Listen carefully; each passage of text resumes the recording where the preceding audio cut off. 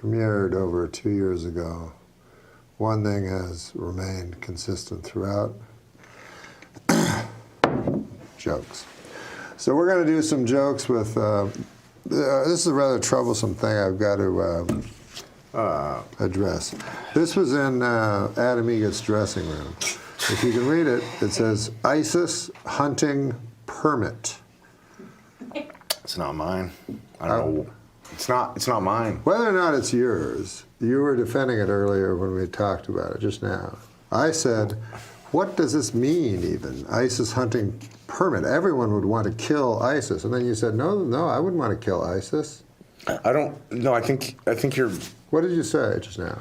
No, I'm saying that, first of all, it doesn't make sense. When I said ISIS hunting permit, I said, wait, does that mean ISIS hunting permit, does that mean that this is supposed to be taken as some sort of redneck thing? Yeah, it seems like it would be on like Why would this be a redneck thing? Well, it just seems typical of something you'd see on the back of a pickup truck. Right, but I said after that, I said, but no, everyone would want to kill ISIS. And then what did you say?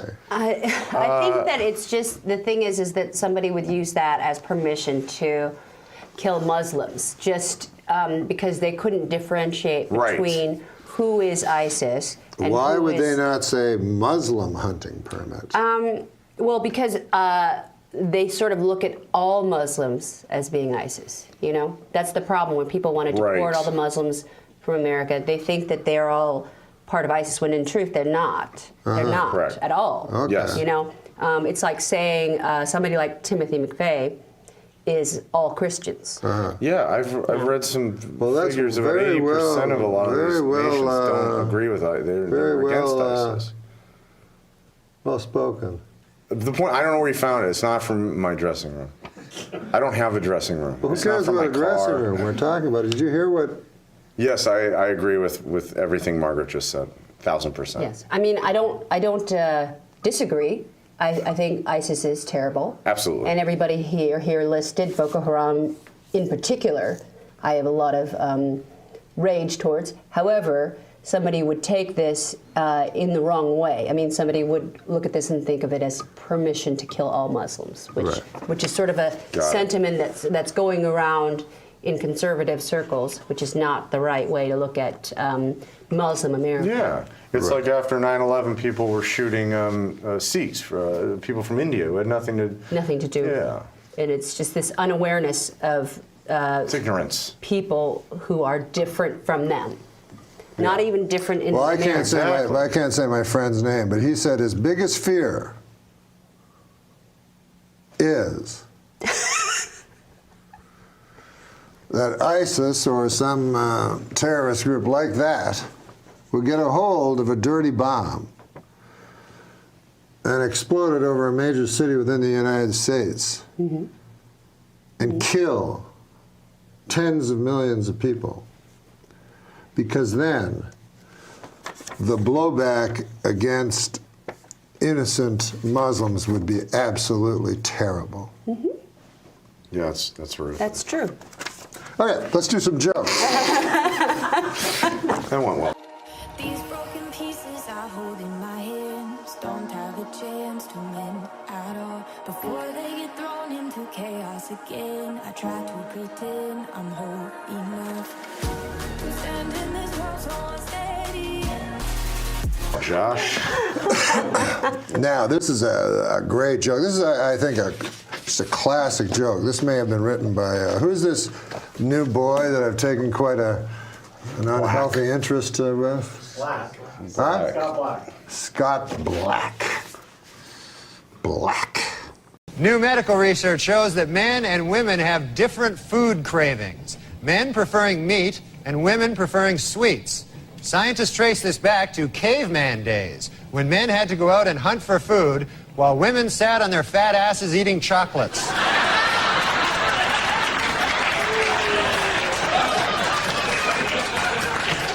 Last week, Duchess of York Sarah Ferguson visited the Big Apple and showed off her 14-pound weight loss.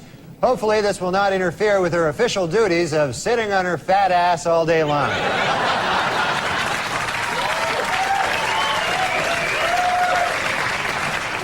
In what is considered a remarkably short period of time, the head of the Federal Advisory Board, Dr. Peter Mellman, has given speedy approval to a controversial new anti-obesity drug. It should be noted, however, Dr. Mellman's wife is a fat pig.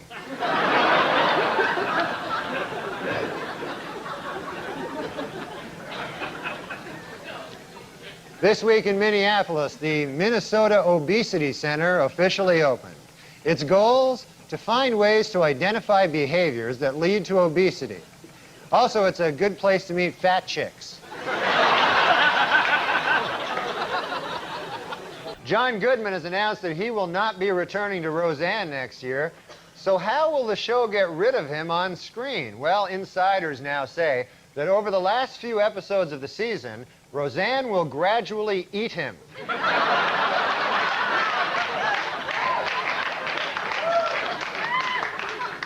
According to a controversial new biography, Elizabeth Taylor likes her lovemaking loud, rough, and frequent.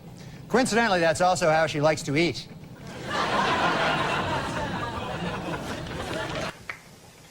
Well, television history will be made this week when film legend Elizabeth Taylor appears as herself on all 4 CBS Monday night sitcoms. It's part of the network's new campaign, Must Eat TV. She enjoys eating. The New York Post has reported that Michael Jackson wants his closest friend in the world, Elizabeth Taylor, to be the godmother of his child.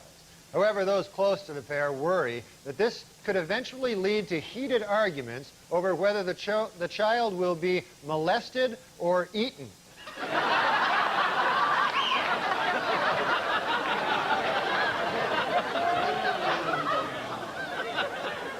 Yeah, Ricky Lake, you know, she really is an animal lover, though. She has 3 cats, 2 dogs, and a big ass that follows her around everywhere.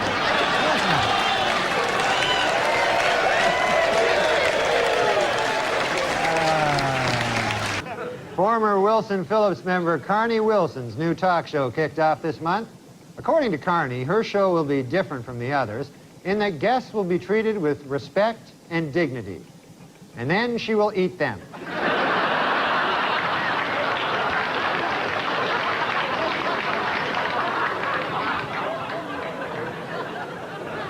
Talk show host Ricky Lake has announced that she will finally publicly apologize for her role in a destructive anti-fur demonstration.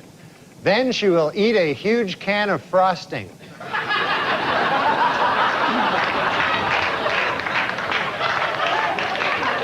In the new movie Mrs. Winterbourne, talk show host Ricky Lake plays the part of a young mother-to-be. According to film's producers, Miss Lake was so serious about achieving a realistic pregnant look, she forced herself to lose 30 pounds.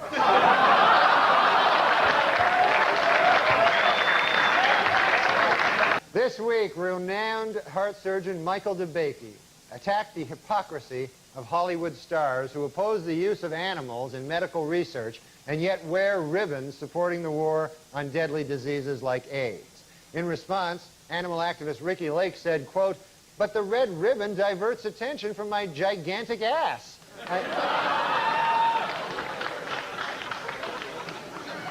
A sad story from the world of entertainment this week. Talk show host Ricky Lake had to get rid of her dog Dudley after the pooch became too aggressive with her 7-month-old son Milo. A clearly saddened Lake said, "It broke my heart to get rid of that dog, but he was delicious."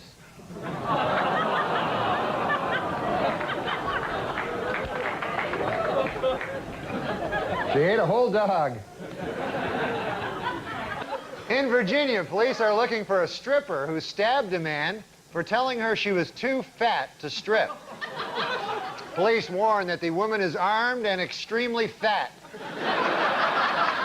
Rosie O'Donnell show premiered today, and I was in its tapes at the same floor as Saturday Night Live on 8H. They had flowers sent. There was the whole, it's unbelievable. You know, people must love her. There's flowers all along the entire 8H. Right. All flowers. They're sent by, like, there was one from Madonna, one from Elizabeth Taylor, Regis and Kathy Lee. I've never seen so many flowers. I didn't even realize you could eat flowers. You say there's no way we could go back, and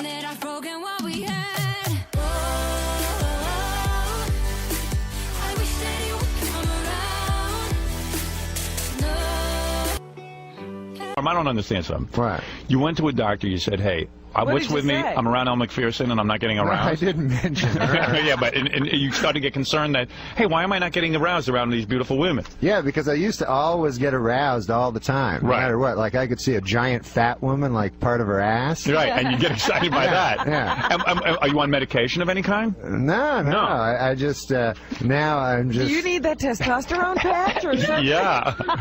What's that? Yeah, it makes you more masculine. You know what I mean? But then your hair falls out. Yeah, so you got to be careful about that. Yeah. So, Norm, what do you think about? What? When you're masturbating? What do you think about? Well, you know, like... Fat woman's ass? No. Like, who do you think? Did you ever think about Elle Macpherson? No. Oh, I don't believe that. Who do you think about? I don't think girls about... you just met. I'll tell you something. I can't think about, like, girls that I don't think I could have sex with, because I don't have that good an imagination. Right, it's got to be someone you think you can get. Right. That's how I am. Right. So I sometimes I think of, like, kind of unattractive girls where I'm... right, when you're doing stuff.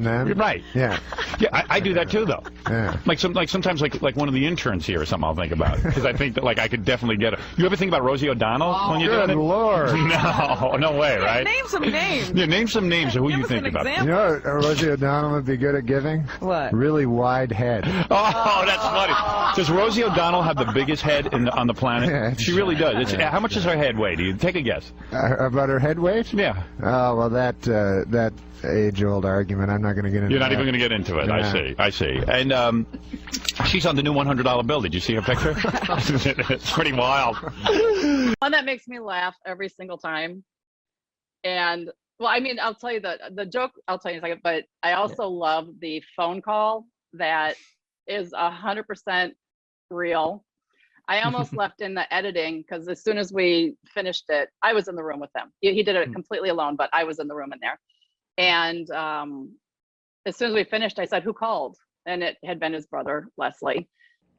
Yellow is the best color, you know, but I don't know if you call that an opinion. You know, it's just a, oh, hold on, it's my phone. Hello? I gotta phone you back on account I'm doing a special on the TV, comedy special. So I'll call you back, okay? Okay. So I almost left that. Oh my, I just froze there. But I almost left that.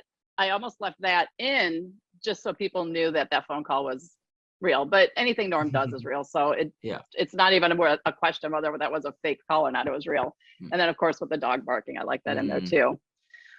Like I flew in from Vegas, I remember one time, and there was some turbulence. And I was like, I'm eating that fucker in 14 years.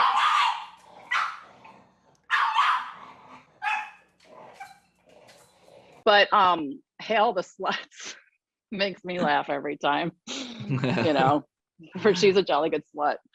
So anyway, that's my joke that makes me laugh every time.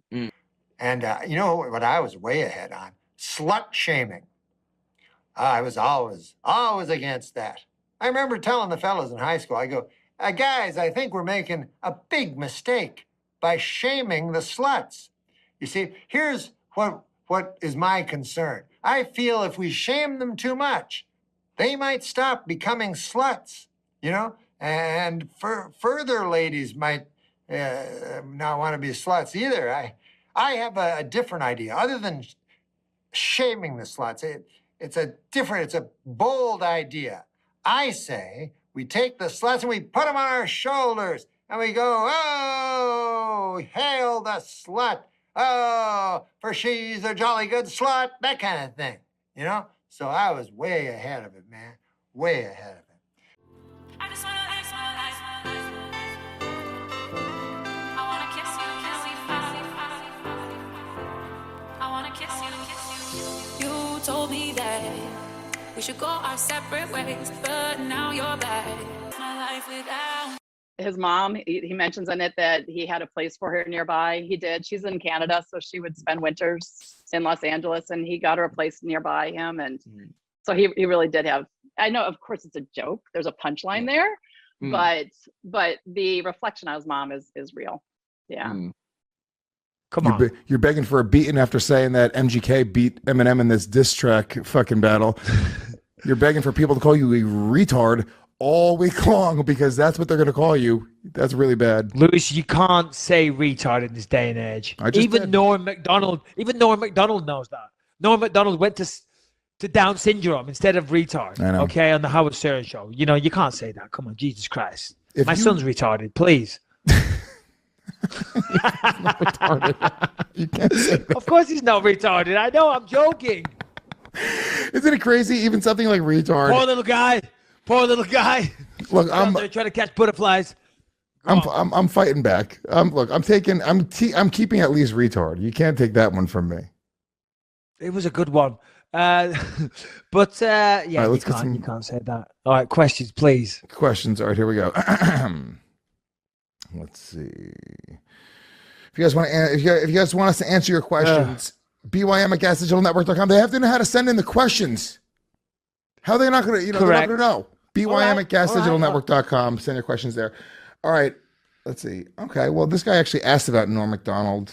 Can I give my take about this guy? You have a different thing. I'm a comedian. Hold on. There's a lot of people in England that probably don't know who Norm MacDonald is and don't know what's going on. So, first of all, give a quick breakdown for everybody listening. When I say quick, abbreviated breakdown. Go. 30 seconds or less. Got a timer on. Okay. So Norm MacDonald's a comedian from fucking old school SNL days. Been a comedian for like 40 years probably. Considered somewhat of a living legend, right? He recently did an interview for some magazine. I think it was the New Yorker or something. And he was asked about the Louis C.K. and Roseanne situation, both independently. And he went on to, because he's friends with them, basically defend them more or less. And one of the things he had stated was like, look, not many people understand what it's like to lose, tens of millions of dollars in a day, to lose everything for, a mistake. And then I guess they went and said, the interview said, well, what about the victims? And he was like, well, the victims didn't go through that, which he got a lot of flack for. They canceled his Tonight Show appearance. He was supposed to do Jimmy Fallon, and then they canceled his appearance. And he's fine. He's got a Netflix show still. He's still doing all the touring of all the circuits. But it was, it just depends on how you feel about this whole thing. I mean, should people be able to have an open conversation about how they feel about the Me Too movement and what's going on in Hollywood and what's going on in society? And if you're not just speaking one side of the narrative, do you have to live in fear of having these opportunities taken from you? Not even doing something, not even hurting somebody, but they took an opportunity from him because he just stated like, which by the way, I mean, I want to get your opinion on it, but it's like, what the fuck? Valerie Jarrett wasn't a victim. Roseanne's quote unquote victim. She had a comedian say, even at the worst case scenario, a racist thing about her. I would much rather have somebody say something racist about me than lose $30 million. Any day of the week. Any day of the week. This is way over 30 seconds. 50. I mean, I'm looking at it. Way over. I stopped listening a while 50. ago. A minute 50. A minute 50. A minute okay. 50. Okay. I'm disgusted with you. You've lost all track of time. I'm off the Tonight Show. Jesus Christ. I mean, what is this guy talking about? Jesus, get a grip. Get a grip. A quick abbreviated breakdown. And you went off on a tangent there. Listen, here's the thing. The Me Too movement is valid. Okay. And it's a fantastic thing because there is no place for sexual harassment in this world, whether you're a man, woman, child, whatever. Shouldn't happen. His choice of words. I heard him on the Howard Stern show, and he said he shouldn't have done it. He said he shouldn't have said it. He apologized. He said the choice of words were wrong, and they were, because it sounded like he was sympathizing with them over the victims. That said, there was a bit of a overreaction over it all. He clarified his comments. He apologized.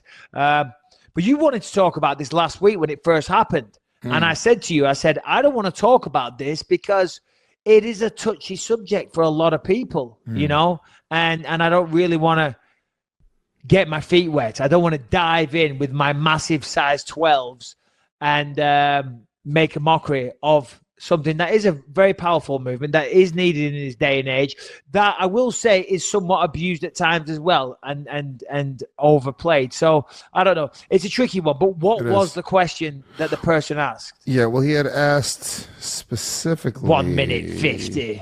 What do you think of this whole Tonight Show Norm MacDonald situation? I'm a huge Norm fan, and I really appreciate the support you've shown him on Twitter. This is to me specifically. Give his new show a plug on the podcast. So this is Matthew in Montreal.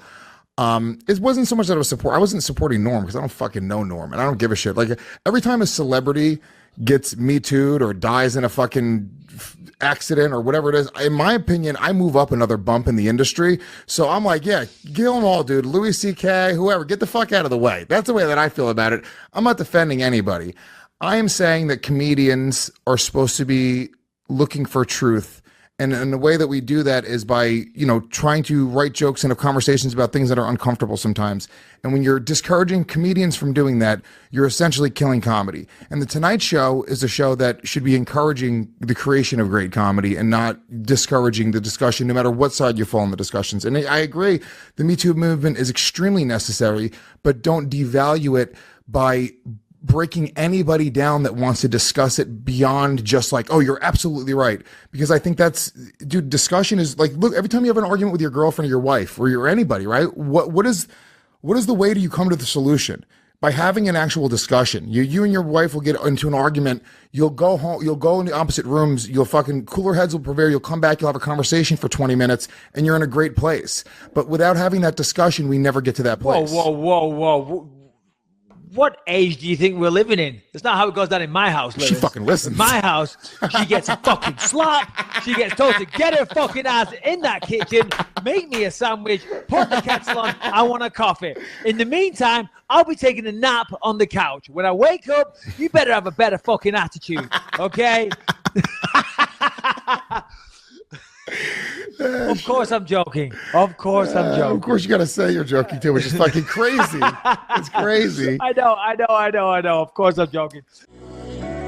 Straight to the heart. I went a long time acting like I wasn't broken apart by you.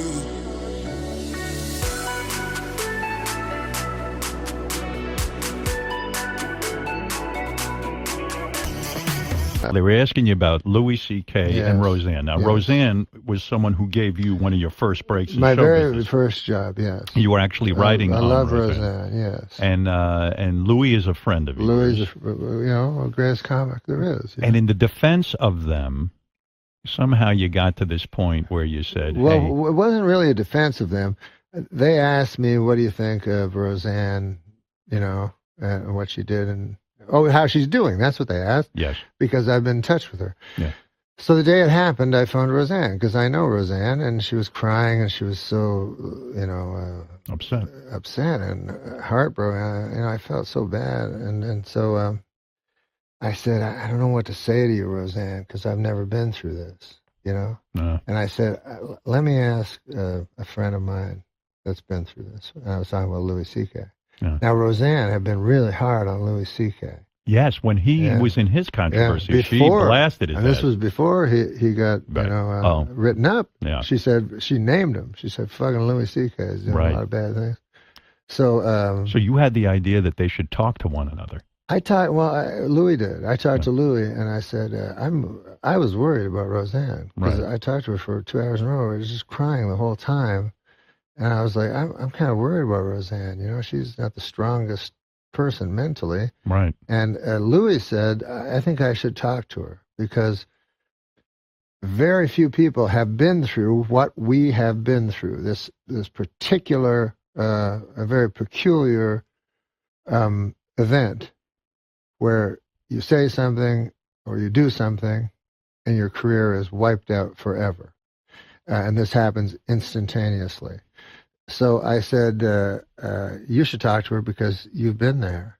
And they conflated that with me saying, because I said, now the victims went through worse, but it wasn't the same as that. Yeah, what you said was the victims have, at least they don't lose everything. Yeah. That's where you got into trouble. That's where I got into trouble. Because I have people in my life who are victims of real bad sexual abuse. I do too. Rape, everything. Yes.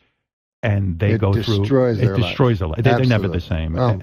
Their whole bodies shake at the thought of it. Some of them even black out when they think about this thing. It's horrible. So I know that. And of course, you'd have to have Down syndrome. Not to know that. That's my new word. Down syndrome. Right. That's a good word. You'd have to have Down syndrome to not feel sorry for, of course, Me Too is what you want for your daughters. You know what I mean? And you want that to be the future world, of course. Right. And I meet all kinds of women that have the terrible stories, about what's happened to them. So but I wasn't talking about the victims. I was talking about, they asked me about Roseanne. They asked me about Chris Hardwick. They asked me about Louis. And I told them, like if someone murders someone, and goes to jail, right? And then he gets out of jail after 10 years. And you go, I'm going to give this guy a job washing dishes because he's done his penance. Right. Nobody goes, well, what about the people he murdered? Well, of course, they had it off worse, Yeah. But I'm talking about the murderer. Give him a dishwasher job, So do you think that the writer somehow merged all of these thoughts into one thing, or do you feel you were quoted inaccurately, or do you feel like you were treated fairly? Well, I don't know. The original writer was for the Hollywood Reporter, right? And he wrote it, and that wasn't the headline. Right. And so I don't know if he even noticed or anything. And then another place called Vulture, which is a WW computer. Yeah.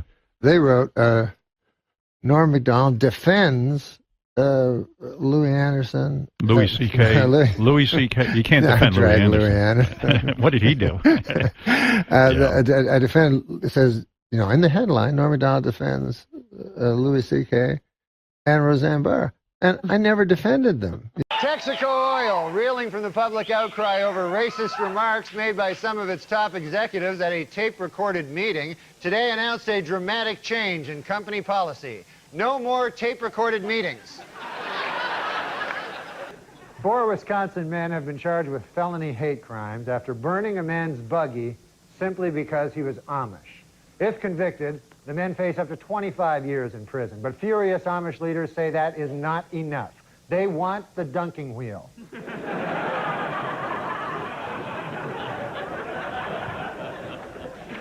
In the course of his summation, Cochran also brought up Detective Mark Furman, calling him a, quote, genocidal racist, and comparing him to Adolf Hitler.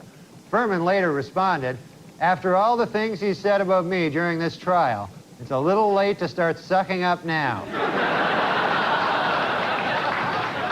Nation of Islam leader Louis Farrakhan has accused the national park system of racism, claiming the agency deliberately undercounted the number of participants at his Million Man March. A spokesman for the Park Service denies the charge, saying, quote, our estimate is based on state-of-the-art aerial photography. We stand by our number. Heil Hitler. Last week, as Pat Buchanan announced his decision to run for president, several people jumped on stage chanting, Buchanan is a racist. As security began to wrestle them from the stage, Buchanan stopped them and said, let them continue, that's my slogan. Now, what do you think about this dog, the bounty hunter? Have you been following that at all, Norm? Oh, that guy, I mean, to me that sounds racist.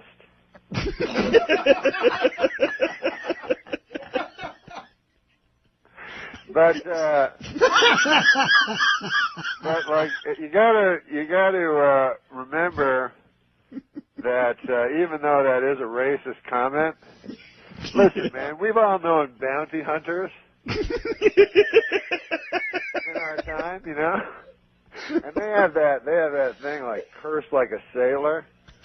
Well, that could go for bounty hunters just as well. They just chose sailor. Those guys.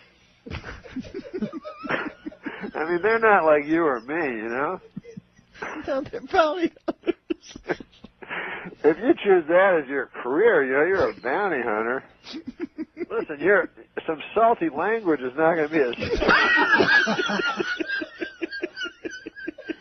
You may as well just be a longshoreman. No, there's nothing worse than bounty hunting. Norm, you're a genius.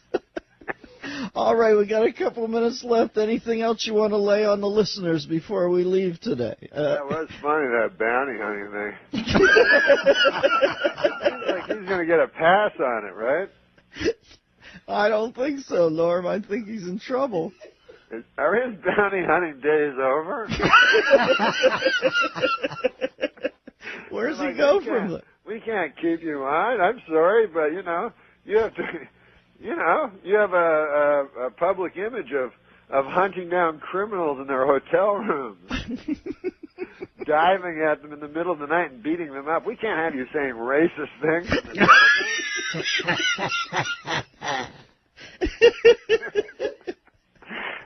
I don't know.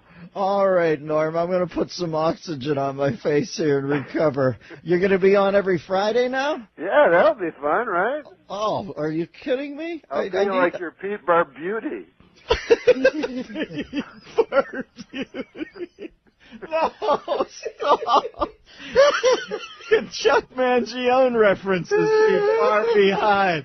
Yeah. Thank you, Storm and Norman. We'll talk at you down the road. This is the Dennis Miller Show. Having less money or or not having less money is not a product of your nature. It's that you don't have the money because the white people don't give you the money.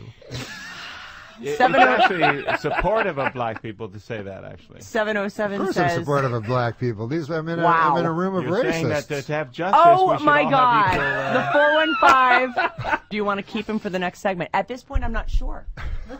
I'm finding Norm to be somewhat on the offensive side. You know what, though? I love that he's saying all this stuff and then looks over with a big smile. I know, and big smile. He's like, oh, man, they're going to talk about this all day. Well, I didn't know that everyone. I thought San Francisco was a little more open than. No, San Francisco actually they're isn't. No, they're not racist. You gained a lot of weight, so did you. I gained 45 pounds. I was going to say something, actually. Why? Well, I thought you'd been gaining some weight. Yeah, I gained 45 pounds. Why? You okay? Yeah, what's going on? No, I'm going to lose it though. Yeah, it's the heaviest I've ever seen. And since I've gained it, I sweat like a you sweat like a whore in church.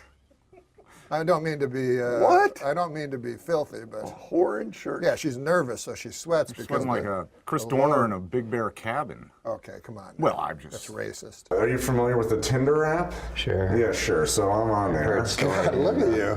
Huh? I like when he goes, are you familiar with the Tinder app? It's like Ted Levine. Everybody says that. I do. I sound a lot like Buffalo Bill. Your name is? Oh, Jack Gordon. Mr. Gordon. Good. Well, Frederica used to work for Mrs. Lippman. Did you know her? No, Oh, wait. Was she a great big fat person? I'm on there. I matched with this one girl. She's like young and very attractive. I'm a 4 too. We start talking. She's texting me at like 4 a.m. And I'm like, oh, what's going on? She's like, oh, I'm bored and I wish I had some weed. You want to come over? And I'm like, shit. Yeah, sure. And she's sending pictures of her. Oh, maybe we'll have fun. And I'm like, and so at this point, what were the pictures? It was like her bent over with no, clothes on and stuff. And I'm like, but at this point, my cock's making the decisions. Anyway. Tell me. And so I call my friend, and then she's like, yeah, just can you bring a C note? I have a roommate that sells $100 bill, and we'll go get some weed, and you can come. And I'm like, yeah, am I getting mugged? I called my friend. He said, "Put the phone number into Facebook, and you can see who the person is." Shut the fuck up. Yeah, so I put the phone number into Facebook, and the profile comes up. It's this black guy in a ski mask in all the pictures. It doesn't matter what race he was, man. So As a matter of fact, I don't know how he knew he was black. He was wearing a ski mask. Well, you can tell. So I head over there. No, I know. You can tell. I know. No, I've never heard his view on African Americans till this very show. That's interesting that you got that out of him. Plenty of black friends. Plenty of black friends. Dated a black woman for months. No, I'm not a racist. If you're a racist, oh yes, it's not illegal, but you can't work. If you're a racist, you can't work. Well, Donald Sterling, for instance. Oh, yeah. Do you think there's any correlation? He doesn't have to work.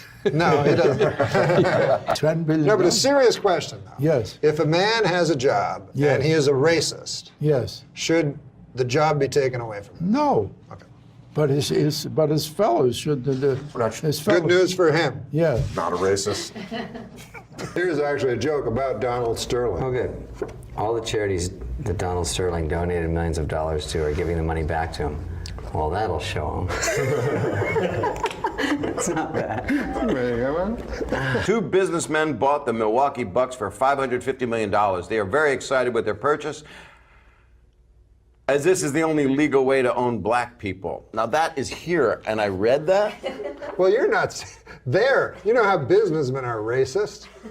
They are. Yeah, so it's them being racist. They not are. You. The two businessmen that bought the Milwaukee Bucks for $550 million are racist, according oh, no, to this. They're fine, man. Do you have any other color jokes? I mean, he's just blue and yellow. Did you just say, do we have any other colored jokes? I knew you were going to say that. Fucking Jimmy the Greek over here. I don't want to. Jimmy the Greek. How about Jimmy the Greek gets kicked out for being a racist? Meanwhile, they call him the Greek. On TV. Jim. Is this what you said their neighbor was? Jim Ping? That is my neighbor. A nice fella. Nice guy? Let me his abacus I want to do yesterday. this. Jesus. Oh, come on. That's not a Chinese guy. I wasn't saying it was. That was kind of What are you, racist. Mickey Rooney? Hey, come on. I know he's dead, Have a but little Mickey Rooney respect. did a very racist thing like you just did in a movie called Breakfast at Tiffany's by the wonderful Truman Capote. I wasn't doing anything racist, and you know it. But go ahead. If you don't stop with that pornographer, right this minute, I'm going to go to the police department.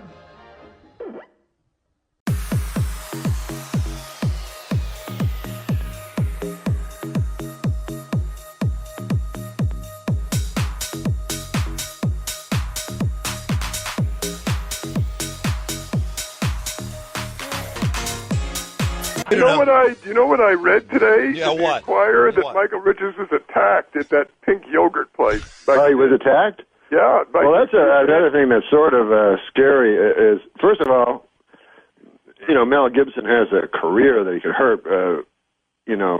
Michael Richards doesn't really. Wait a minute, Norm. I believe Super Dave was going to tell a joke there. I'm kind of. I'm sorry. I thought it was really No. What it seemed to me that he was going to say something because he didn't. He wasn't being serious. And then you said some. Super Dave, was there a joke there? No, Norm. No. I was telling the truth. Okay. That I read where he got these punk kids ran at him and slammed his car and everything, tried to turn it over, and he ran away. Right. Yeah, because I'd be very frightened because like. Mel Gibson, if you make fun of Jewish people, then it's not like you're in danger. But what? If you're driving around, you heard him.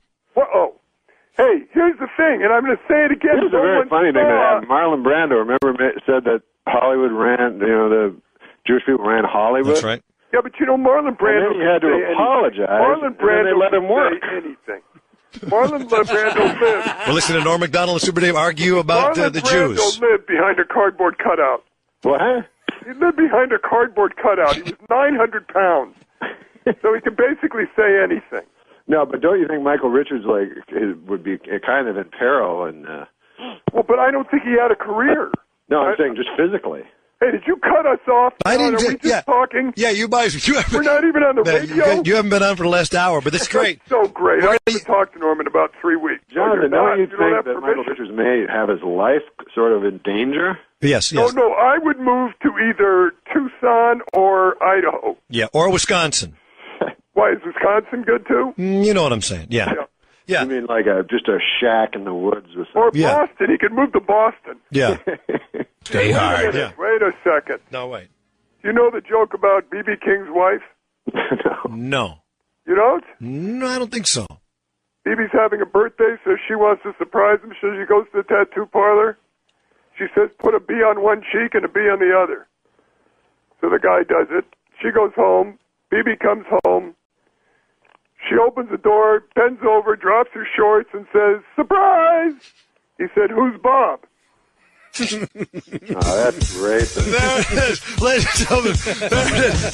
The one and only Super Dave Osborne and his joke about Yeah, sell that to Michael Richards, man. Why, Wow. that's not a racist joke. Yeah, sure it isn't. Who's Bob? Yeah, you know, that's the way you want to broadcasting and stereotypes, 97.9 I tell you what, FM. let's do it this way. Yeah. Bob Hope's wife goes to a tattoo parlor. No, but you chose an African American. Well, but Bob Hope is dead. Yeah. Go ahead. And she says, put a B on one cheek and a B on the other. She comes home. Bob Hope comes home. She bends over, pulls her pants down, and he faints. Now, Bob Hope is dead. Yeah, I know. Bring me the body of the great Bob Hope. If he struggles a lifetime of with a rope. If he smells a bit, wash him down with soap. Just bring me the body of the great Bob Hope. Bring Me the Body of the Great Bob Hope, another song by Super Dave Osborne and Norm MacDonald. They've collaborated together on a great new CD, Music from Dead People. Want to hear Guy something? comes home with a duck under his arm. Oh, shut Wife up. opens the door. Yeah. She says, "Where the hell have you been?" He says, "This is the pig I've been screwing." She said, "It's not a pig, it's a duck." He said, "I'm not talking to you." All right, that's enough. That's enough. Super Dave, Norm MacDonald. You know Why did you make her African American in that joke? Yeah, why did you say? You heard him because you're racist. He said you're racist. He said, why did you make an African American in your joke? That's what you like to do, don't you? Super Dave. Hey, don't you feel sorry for Michael Richards, really, though? All right, goodbye. If you were Michael Richards and you were in that situation and That word. and you said those things, what would you have done next? Well, I think what he did was panic and start pretending it was Lenny Bruce. Like, you know, because he said that word and everything, and then he said, that word, it still has power. Oh, he did? Yes, he did this. But no, I mean after the incident itself. Oh, I would move to Idaho. Ketchum, Idaho. Okay. The only people nowadays can afford live-in help are rich people and Jews. Not all Jewish people are rich. I never knew one that wasn't.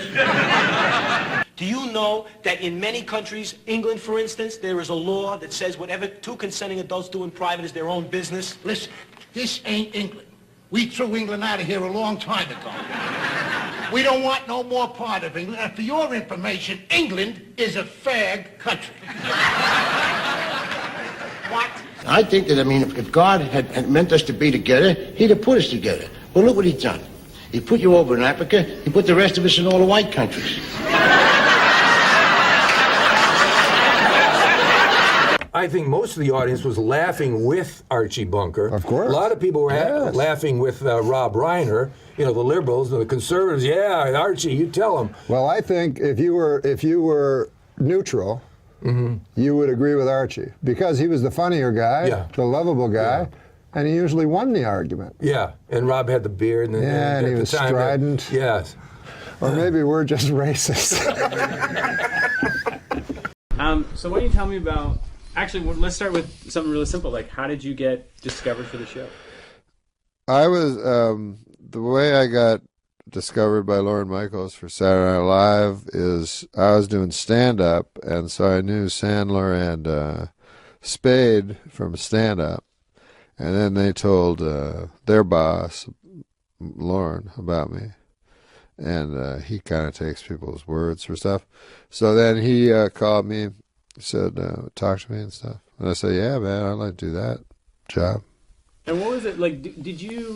Were you sort of, obviously it's financially it was great, it's a good platform, but did you kind of buy, like, were you into the myth of it? Like, did you love it when you were younger? Yes, I grew up on it because I think I was 13 when the first show was on.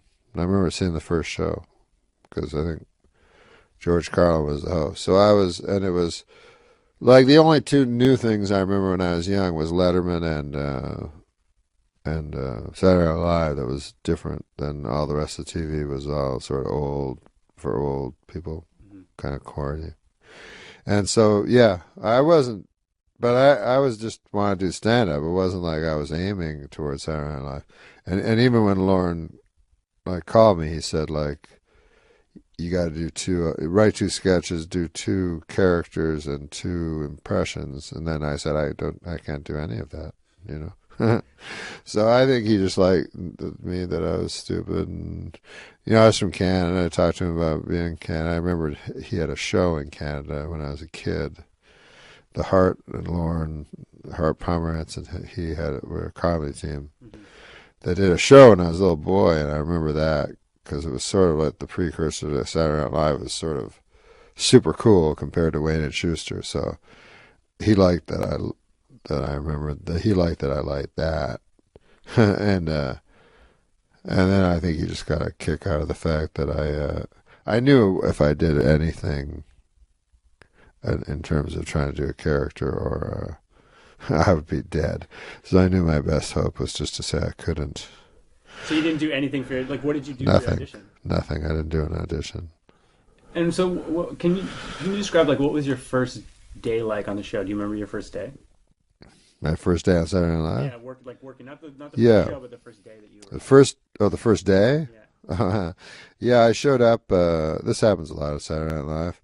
I showed up the first day and no one was there, and I just sat on a couch. Yeah. What time did you show up? Well, like 8 in the morning or something. I thought like that's when jobs started. I didn't know. So then no one was there forever. Like, and finally people started like shambling in at 4 or 5 in the afternoon, and I was already finishing my day, and that's what I remember about the first day, just being all alone. But it's cool because I just went through everything, rifled through people's stuff and looked at old tapes and went in Lauren's office and had a shower. There was a shower there. So. Yeah, Lauren has a shower in his office. I think only he and I have ever used it. So what was the first sketch that you ever got on, or what was the first written material that you ever got on the show? I wrote a sketch for the first show because Burt Reynolds had just was on Larry King Live and was kind of famous at the time that because he was in a contentious divorce with Lonnie Anderson, and he was wearing this crazy purple suit on Larry King Live, and he announced, I will, Lonnie Anderson is lying, and I will get her on this show with you, Larry, and we'll both take truth serum. And I was like, truth serum? What? Is that even a real thing? So it was so funny.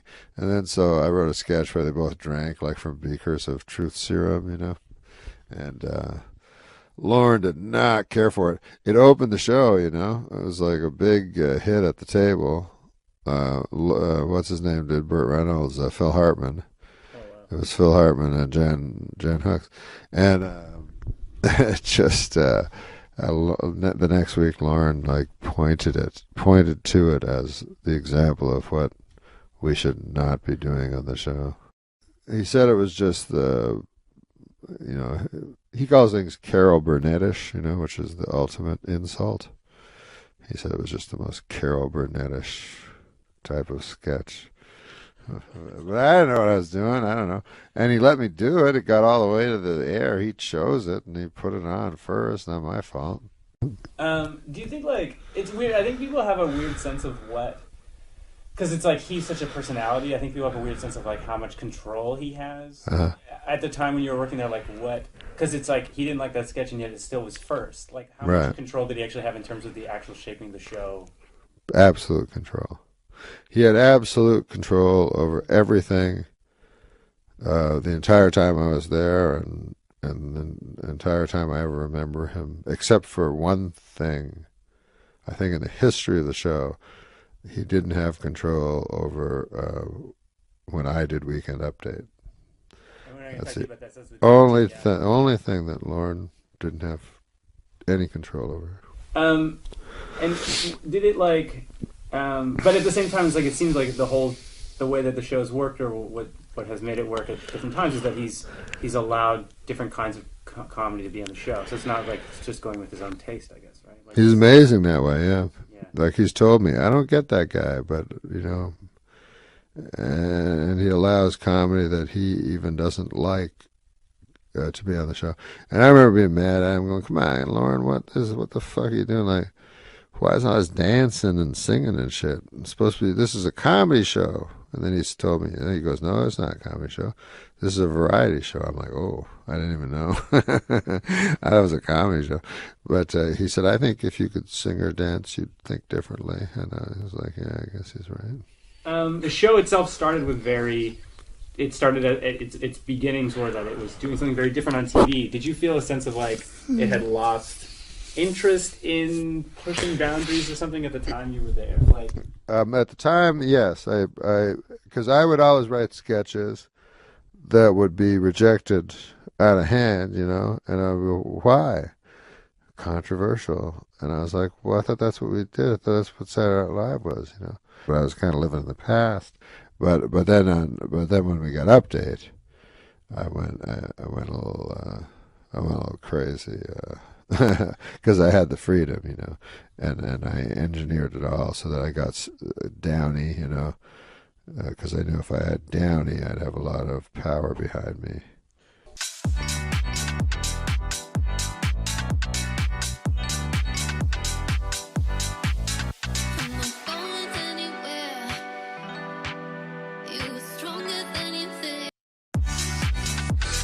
Are you planning any tribute to Norm MacDonald?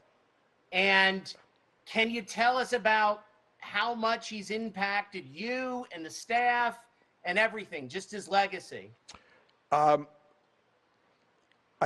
think he meant the world to the people there. I can tell you from just the number of people I've heard from, the number of people that have gone and talked about Norm. All of us had, you know, when you work with somebody for that many years and they make you laugh and you're aware of who they are as a person and as a friend, I think Norm was one of the funniest people I've ever known, and because he's Canadian, I'd put him right there up in the top 5. Anthony Jeselnik, are you going to be live tweeting Last Comic Standing Wednesday at 10 p.m.? You have to now. Oh, I do. I think I keep thinking that NBC is going to tell me to stop, and they won't. Is that an assumption that you're just not going to be asked back? Because they're like, oh, we love you, did a great job, but they just had to cut so much of my stuff that I don't know if I would. If I could maybe go back, but I would just be smarter about it. I would just know. Like, my biggest interest was just riffing with Norm. So I wish I hadn't written so many jokes that they were just going to cut all of them and just been kind of loose and screwed around more. Yeah, it's all for time. It's really amazing. Anytime you record anything for television, you record 2 hours for a half hour, and it all just winds up. Oh, these were like 5-hour tapings. 100 comics, and most of them you don't even see. There are people who get past the first round who they cut out entirely, just for time. Like, it's weird how they have to do it. I just assumed that they would ignore all the comics and be like, we've got this great show with Anthony and Norm, like, getting into fights. Let's show that. Nah, spin-off. I thought that would have been amazing, but I think America thinks that would be amazing too. I see tweets like that like, you guys should have like a sitcom together. I don't know how he didn't get one of those desks. Ferguson, Letterman, like, how did Norm MacDonald not wind up behind one of he almost like followed Conan, I think, at one point. They weren't going to have him do an after show after Conan. Wow. I run into Norm. We're doing press, like, to promote the show. We're doing Larry King together. And Norm and I, like, I love Norm, but we kind of fought for the first couple episodes. Like, it was uncomfortable, and then we figured out how to work together. And what are you fighting about? Just like who's going to be the funny one? It's just two alpha males, you know, where he would make a joke and the audience would get mad at him. So I would make fun of him to get the crowd back, and he doesn't appreciate that. So we're like figuring it out. If I go to the ATM machine at night and it's like a white lady getting money out her account, I won't get out my car. When you were at the ATM machine, you were no longer a black guy. You were a human being. That was great. Almost racist, but then you got it right under the bar, Norm. That's why I love you. Keep it going for DC Urban, everybody. Great job, DC. And so we're backstage at Larry King, and he's like, I don't know how to promote this thing. I don't know what to talk about. So we want to talk about these comics, and I go, no, let's do this. Let's say that we had this horrible rivalry, and that we hate each other, and just talk trash about like things we would do to each other backstage, and like all these different how much we hate each other. He goes, that's great. Let's do that. That's really funny. And I'm like, all right, great. So I go around for weeks. And I'm just throwing Norm under the bus, talking about how much I hated him and what an awful person he is. And Norm has completely forgotten that we've made this deal. Norm is just talking about how nice I am and how funny I am everywhere we go. And he still hasn't brought it up to me, but I can't think he's happy.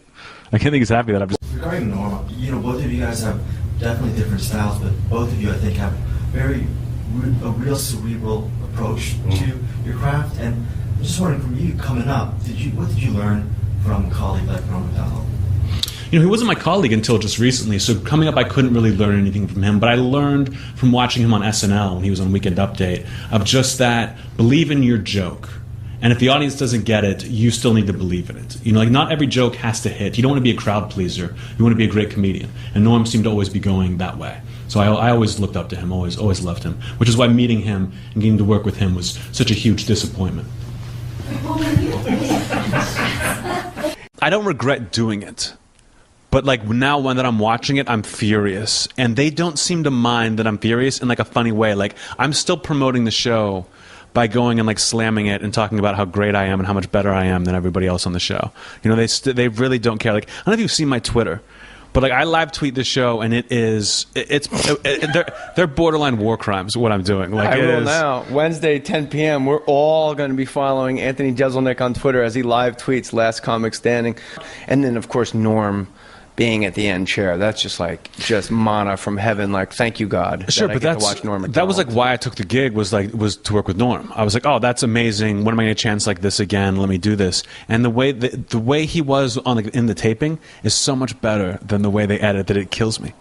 Like, why? Because I think he's really good on the show. He's really good on the show. Constructive advice. He's good, but it was fascinating to see him like unfiltered, especially when they took out all the bad comics. Some of the funniest stuff on that show is when a bad comic comes up and the judges trash them, I'm trashing them. Like that was really fun, and that's all gone. They didn't want to embarrass anyone, so it's like the one reality show where they don't want the drama.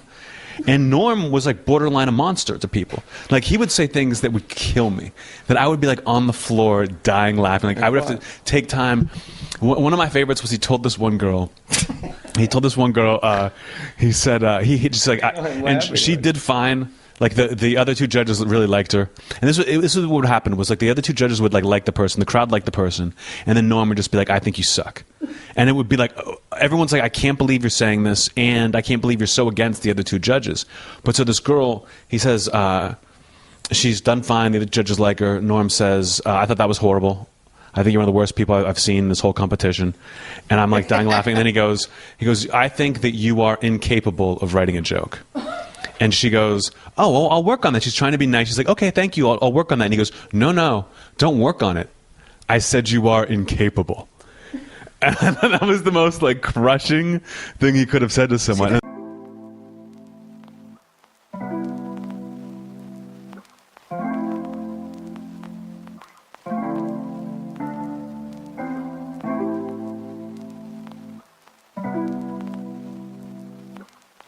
I can't think he's happy that I've just But what been happened like that night on slamming Larry him. King? We weren't on together. We You weren't on were together. not on- No. Oh, it sounded like you guys were going to go. It was like I went on first and then he went on second. So I went on and like And kind he of loves trashed Larry him. King. He did it when I Loves was him. on SNL. Oh yeah. My money, The pizza, best. the best vegetable. Hello. He said his favorite Larry King story, and I still think this is hilarious, is someone's talking to Larry King, and Larry's like, you lost your son, right? And he goes, yeah, I lost a child. And Larry King just goes, Paul Newman says you never get over it. Like, that's the only way he could relate to someone who lost a child, was what Paul Newman said once. Like, the guy's just completely out of his mind. This is what I heard Larry King say to a guy once. The guy had lost his child. Oh, no. And Larry King goes, Paul Newman told me, you never get over it. It's like some unfeeling psychotic. Meanwhile, O.J. himself may have some explaining to do. For months, he has denied hiding financial assets, including valuable sports mementos, from the Brown and Goldman families. But earlier today, Simpson pal A.C. Cowlings was stopped as he tried to leave the country. In the backseat of his Bronco, police found O.J.'s Heisman Trophy, disguised with a tiny fake beard. More bad news for O.J. Simpson. This week, a Los Angeles court ordered him to turn over his Heisman Trophy to the Goldman family. In addition, the same court may order Simpson to surrender a coffee mug inscribed, World's Greatest Husband.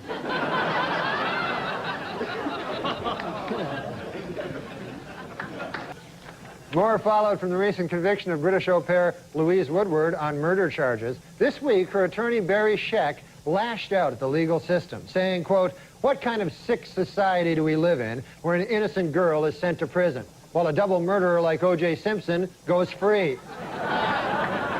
Kind of a...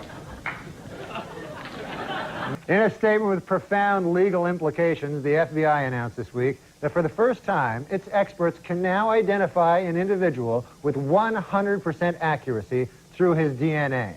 And really, when you think about it, the timing could not have been better, said former football great O.J. Well, this week, after a Los Angeles restaurant refused to seat him, O.J. Simpson demanded and got $500 in compensation. In addition, the restaurant must now offer separate murderer and non-murderer sections.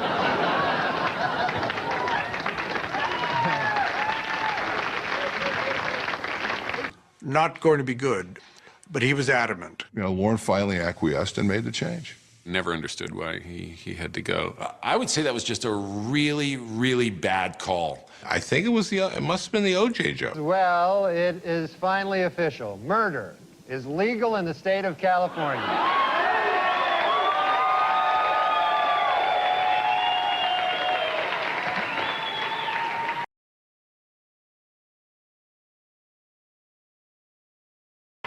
Potential jurors for the O.J. Simpson case were asked to fill out a 75-page jury questionnaire this week. In the entire state of California, only one person got a perfect score. Chow Ming Wu, who after the trial plans to attend Caltech. By the way, you can now purchase a bronze statue of the Juice for only $3,395. And for an even $5,000, you can buy one that Al Cowlings has kissed the ass of. O.J. Simpson's new fitness video was released this week, and hitting the shelves next week, Simpson's newest video, Dorf on Stalking.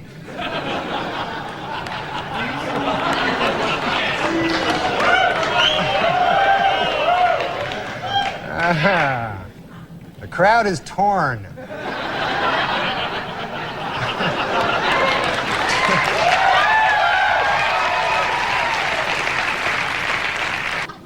According to retailers, the most popular Halloween mask this year is O.J. Simpson.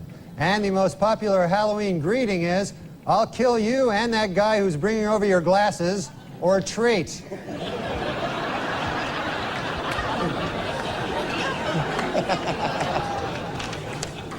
And the Pope came out with a book this week, which contains a series of essays examining faith and morality in today's secular world, and the changing role of the Catholic Church as it approaches the 21st century. The book is entitled, God Himself Told Me That O.J. is Guilty.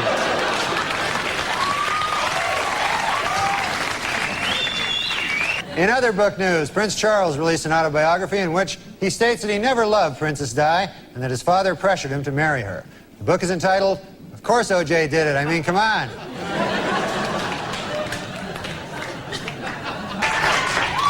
In his book, O.J. Simpson says that he would have taken a bullet or stood in front of a train for Nicole. Man, I'm going to tell you, that is some bad luck when the one guy who would have died for you kills you. That's probably... You don't get worse luck than that. And O.J. announced this week that he's coming out with a new book called I Want to Tell You. And if it's successful, O.J. will work on yet another book entitled From Football to Prison, My 25 Years of Showering with Other Men. And finally, in honor of the 50th anniversary of their first publication, Random House will be releasing special commemorative issues of many Dr. Seuss classics. The first to hit the bookshelves will be Green Eggs and Ham and O.J. is Guilty. Judge Ito was interviewed this week by a local TV station in Los Angeles, asked by the interviewer if it was appropriate for a supposedly impartial judge to be on TV with his case still pending. Ito said, maybe not, but how appropriate is it to kill your ex-wife?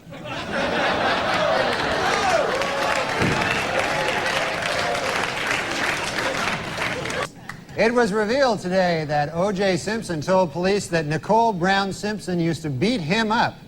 He also claimed that she and Ron Goldman killed him.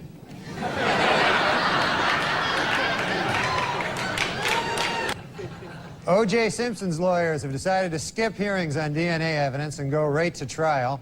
Asked why they did this, the lawyers replied, we want to get O.J. acquitted as speedily as possible so he can get back to doing what he does best, killing people. Well, let's get to O.J. O.J. Simpson's lawyers say they don't want the families of Nicole Brown and Ronald Goldman in the courtroom during the trial. They're afraid the presence of the family members will just remind O.J. of how much more killing he still has to do.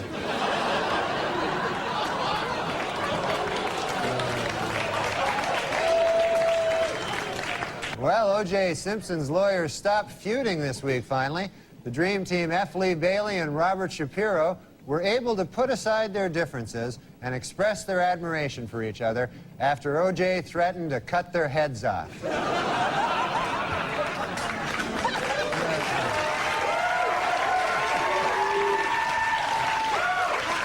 According to the National Transportation Safety Board, sleepy truckers are responsible for 1,000 deaths a year. In second place, O.J. Simpson at 2 deaths a year. It was revealed this week that defense lawyer Johnny Cochran once abused his first wife. In his defense, Cochran said, "Hey, at least I didn't kill her like some people I know."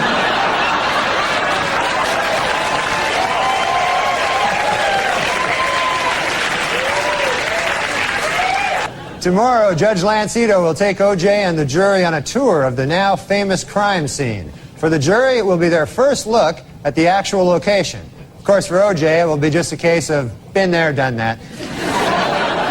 Judge Lance Ito was happy with the jurors' field trip to the crime scene last week. It went off without a hitch, said Ito. Not one murder. O.J.'s pal Al Cowlings now has a 1-900 number. For $2.99 a minute, Cowlings will tell callers that O.J. is innocent. And for $3.99 a minute, he'll try to do it without laughing.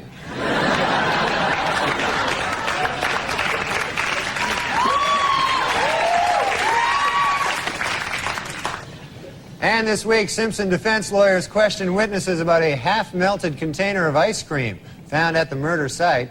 The Simpson defense has seized upon the ice cream for 2 reasons. 1, it may help fix the time of the murders, and 2, it was the only thing in the murder scene without any of O.J.'s blood on it.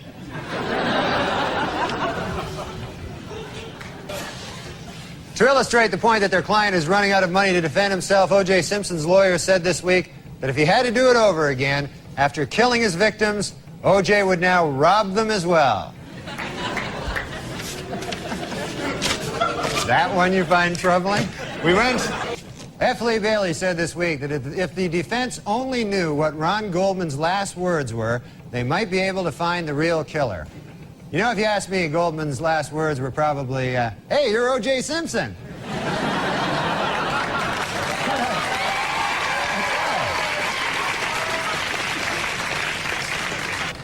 Oh no, O.J. has struck again. How about that? Not a good thing. And in court this week, Cato Kalin testified that O.J. Simpson did not appear angry before or after the period of his wife's murder. But Kalin admitted he could have been a touch edgy while he was actually murdering her. Might have been a... Hertz Rental Car Company announced this week that it will buy 520,000 vehicles, increasing its worldwide fleet 24%. In addition, they will try to find a new spokesman who won't kill his ex-wife.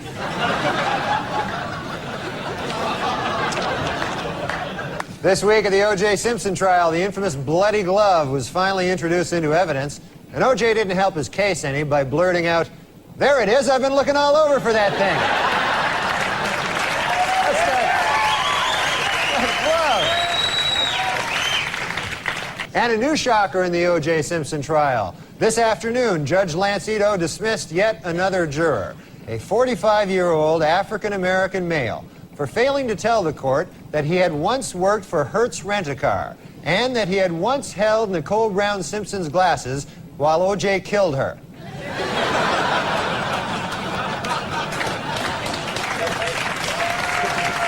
Dismissed Simpson juror Jeanette Harris revealed in interviews this week that the jury is torn by dissension and is already divided into 2 camps, those who think he is guilty and those who are really, really stupid.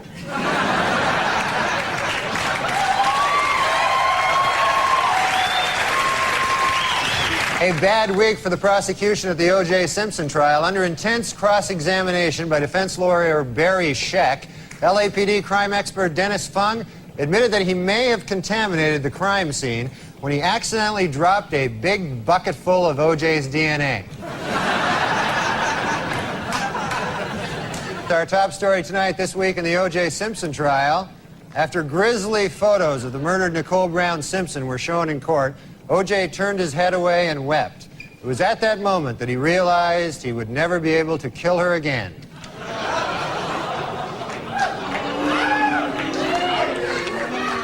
Well, in a questionable move by the defense team this week, O.J. Simpson demonstrated how to stab two people at the same time.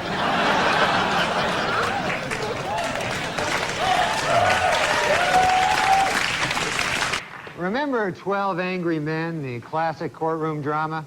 Well, the first film about the O.J. Simpson case is in the works. It's entitled 9 Angry Black People, 2 Scared Asians, and a White Guy Who Hasn't Spoken Since Rosa Lopez.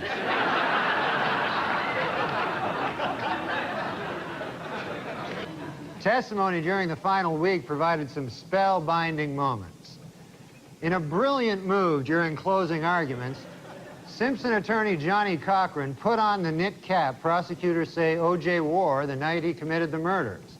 Although O.J. may have hurt his case when he suddenly blurted out, "Hey, easy with that. That's my lucky stabbing hat."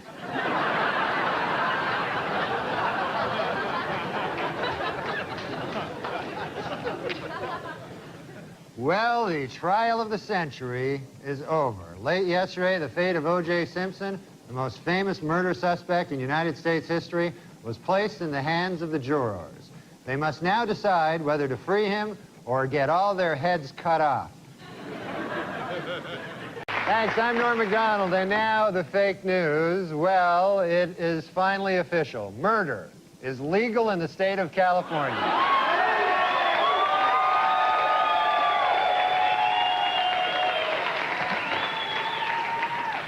2 hours after the verdict, LA police had their first solid lead in the hunt for the real killers. A new witness has come forward who saw 3 men fleeing the crime scene the night of the murders. Police have released this sketch and would like to hear from anyone who has seen these 3 individuals.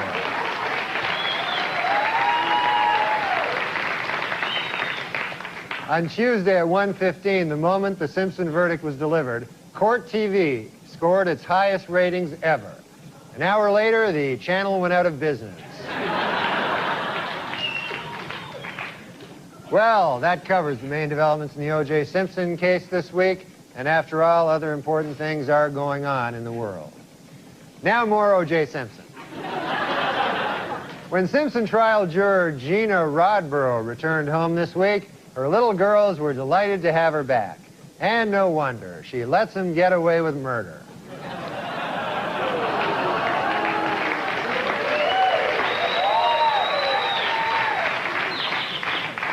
Our top story tonight, following his shocking acquittal 2 weeks ago, O.J. Simpson vowed never to rest until the real killers of Nicole Brown Simpson are brought to justice. And the manhunt continues.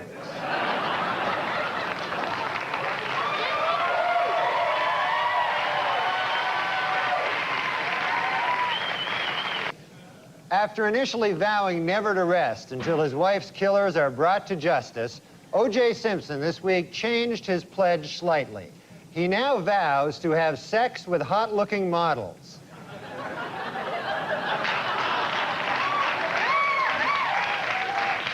Meanwhile, this week, O.J. took girlfriend Paula Barbieri to see the erotic murder mystery Jade. Other moviegoers took the couple's presence in stride, though they did become uncomfortable when O.J. repeatedly shouted out, "You call that a stabbing?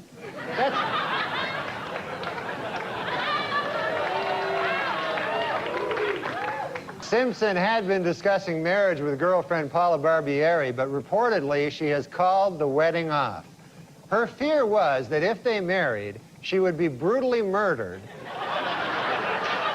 and then someone would try to pin it on O.J.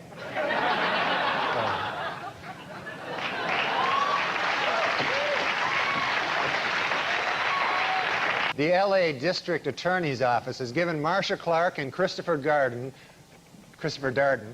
Bonuses of over $10,000 for, quote, lengthy hard time duty, unquote, in the O.J. Simpson case. A spokesman for the DA said that the prosecutor's bonuses would have been even higher, except for the fact that they let a killer go free.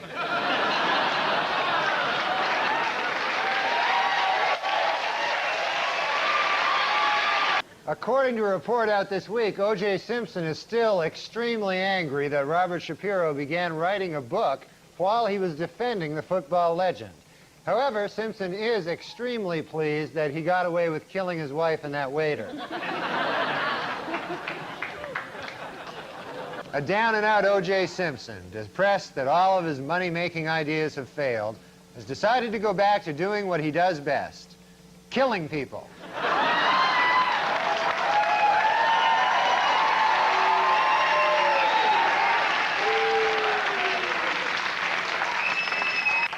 In a surprise move, O.J. Simpson has offered to give an interview to CNN with, quote, absolutely no ground rules. But interviewers Greta Van Susteren and Roger Cossack have asked for one. Don't kill us.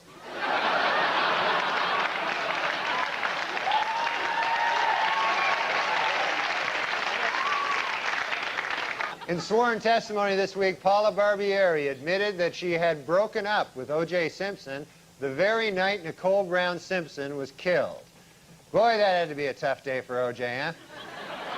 First he gets dumped by his girlfriend, then Colombian hitmen kill his wife. Man, that's... You gotta...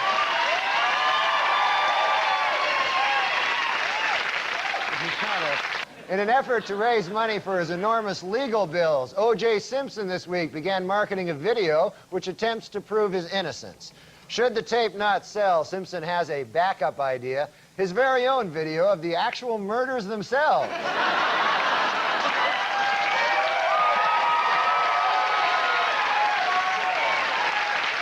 This week on NBC's Dateline, 3 members of the Simpson jury explained their not guilty votes and argued that if Simpson had killed his wife, there should have been blood stains all over his gate, front door, and light switches.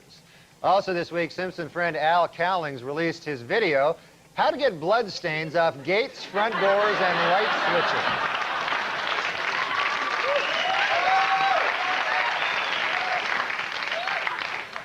Switches. In his civil court deposition this week, O.J. Simpson denied under oath that he ever punched, kicked, or slapped his ex-wife Nicole.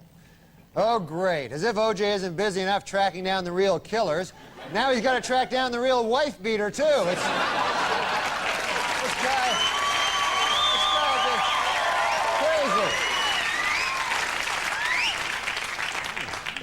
And in Brentwood, O.J. himself was spotted manning a lemonade stand with his daughter, Sydney. Asked by reporters why sales were so poor, O.J. replied, beats me, and then he went back to cutting lemons with a giant knife.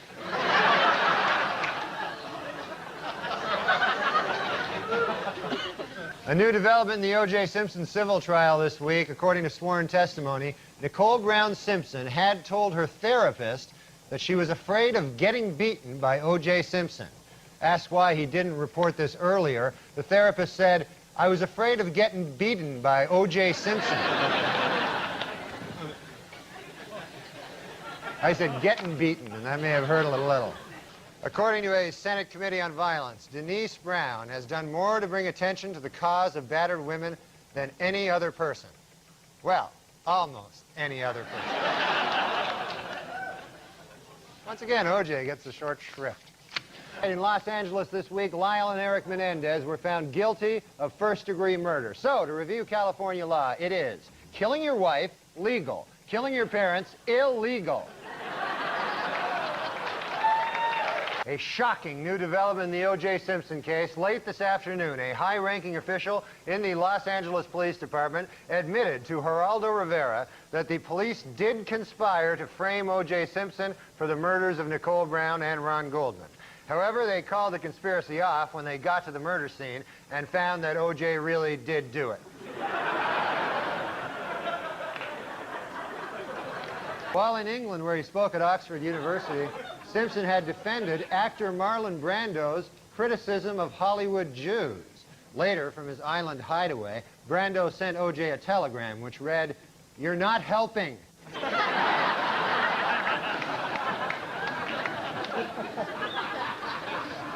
Arriving back in the U.S. after his week in London, O.J. Simpson was asked by a reporter why he hadn't spent Mother's Day with his children. A visibly annoyed Simpson replied, "Idiot, I didn't spend Mother's Day with my kids because I killed their mother."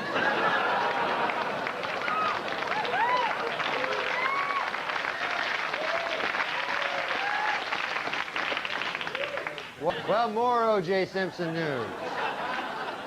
On Friday, the Juice officially endorsed Bill Clinton for president, adding, quote, "I'd like to help him any way I can." To which the president replied, "Well, there is one thing."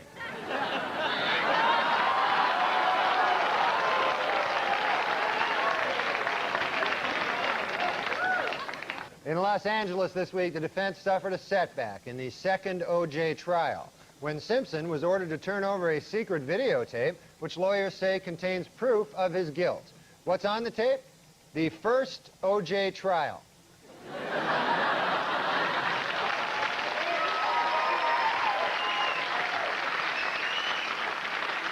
Finally this week, lawyers in the new O.J. Simpson trial actually found a prospective juror who claims to know nothing about O.J. Simpson, the murders, or the first trial, and who told the court, quote, "I don't even know when it started or ended." Unfortunately, the man had to be disqualified when it was learned that he had been a juror in the first O.J. trial. During a recent interview on 2020, longtime O.J. Simpson friend Robert Kardashian said he now believes Simpson may be guilty, though he did add that had he believed O.J. was guilty at the time, he never would have agreed to hide his bloody clothes and knife. At his civil trial in Los Angeles this week, O.J. Simpson attorneys began their case with an attack on Nicole Brown Simpson's character. Outraged Brown family lawyers responded, quote, "Nicole is a victim. No matter what she did, she certainly did not cut her own throat." To which Simpson's attorneys replied, "On the contrary, that is precisely what we intend to prove." At the Simpson civil trial this week, O.J. and Fred Goldman got into an explosive shouting match. Mr. Goldman bellowed at O.J., "Don't give me that damn look," while O.J. shouted back, "I wasn't even looking at you. You're just mad because I killed your son."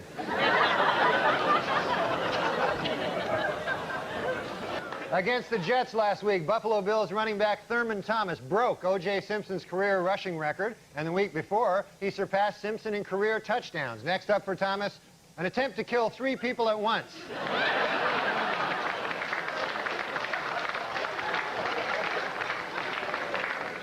O.J. Simpson was in a different courtroom this week, attempting to regain custody of his 2 children.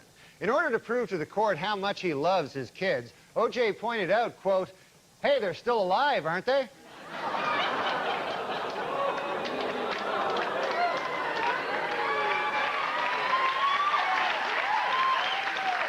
This week in Los Angeles civil court, an FBI expert testified that shoe prints left by the killer exactly match shoes belonging to O.J. Simpson. In response, O.J. stood up and exclaimed, "Wait a minute, wait a doggone minute, I just figured it out. The real killer is me."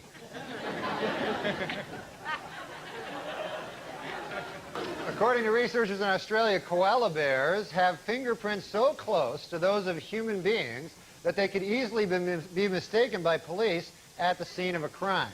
It should be noted, however, that the research was funded by O.J. Simpson. So, our top story tonight comes from the O.J. Simpson civil trial, where this week it was revealed that in his first interview with police, Simpson had refused to take a lie detector test. His reason? It detects lies.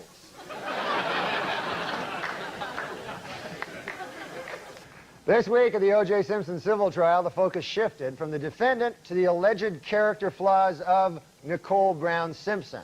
Attorney for O.J. hammered away at her lifestyle, citing sexual promiscuity, drug use, and the fact that she married a double murderer.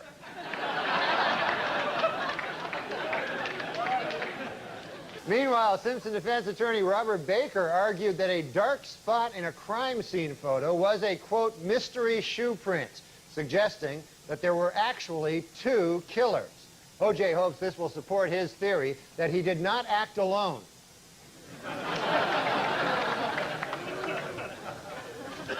In dramatic testimony this week at a civil trial, O.J. Simpson said he didn't commit suicide only because, quote, my mother told me you don't go to heaven if you kill yourself. Oddly, his mother did say, quote, it's okay to kill other people.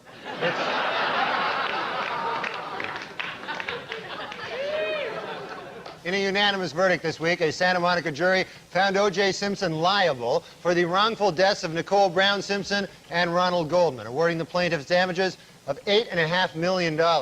Reacting to the verdict, Simpson insisted that he has nowhere near that amount of money and that his only remaining asset is 30 pairs of Brune Mali shoes.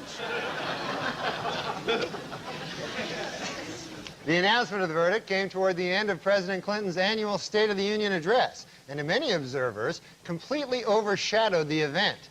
Even the president was distracted during his speech, waiting to hear exactly how much it costs to kill your wife.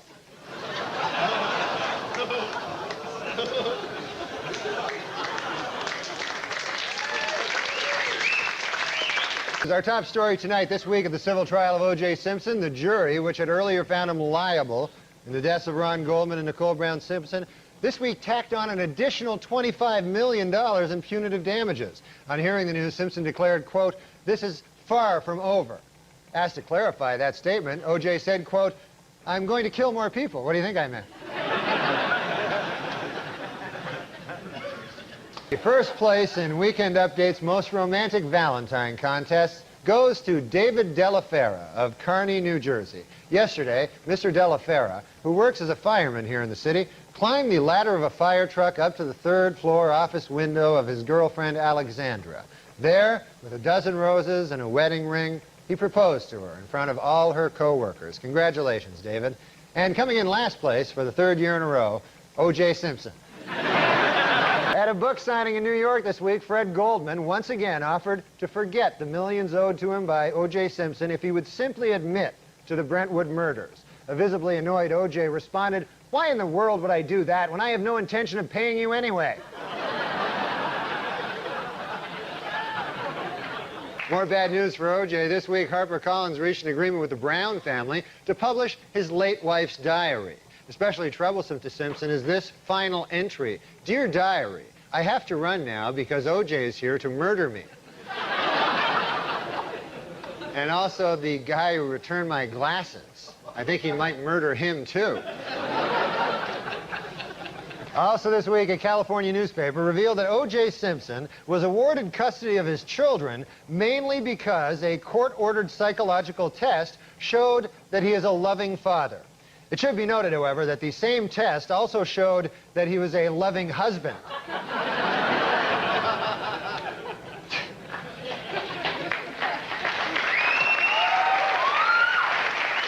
According to O.J. Simpson's niece, Terry Baker, when O.J.'s mother, Eunice Simpson, first heard about the slaying of Nicole Brown, she exclaimed, he did it. Reached for comment, O.J. said, my mom was just guessing. I hadn't even told her yet.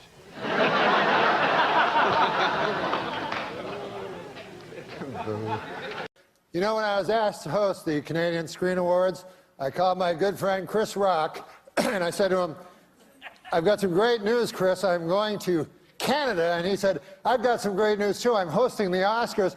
What are you doing in Canada? And I said, you know, visiting some family, friends. The usual. Chris is very presentational, you know, and Chris talks about racial things, and one person does something, they get canceled. Somebody else does the exact same thing, nothing. You know what I'm talking about. You know, like the kind of people that play Michael Jackson songs but won't play R. Kelly.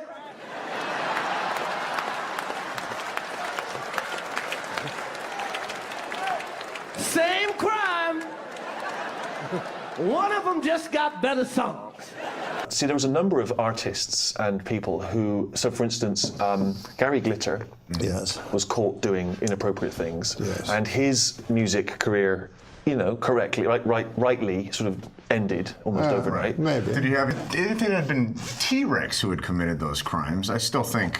No, because I have a theory. It's to do with the quality of the music. Yeah. See, with Jacko, we didn't wipe Jacko out from history because we didn't want to go to weddings and not have Billie Jean. Exactly. So it's sort of, if the music was better in the case of Glitter, I think we'd have all. I mean, it felt like the entire world sort of turned their back on the Jacko accusations, right, and just said, well, anything. He didn't start doing this pre-Dangerous. So we can listen to everything. Know that in this day, nobody's gonna change. You won't ever leave. On my mind again, I'm still not tired of it. Can make you want me. And I might act okay, say things will stay the same. Say I'm all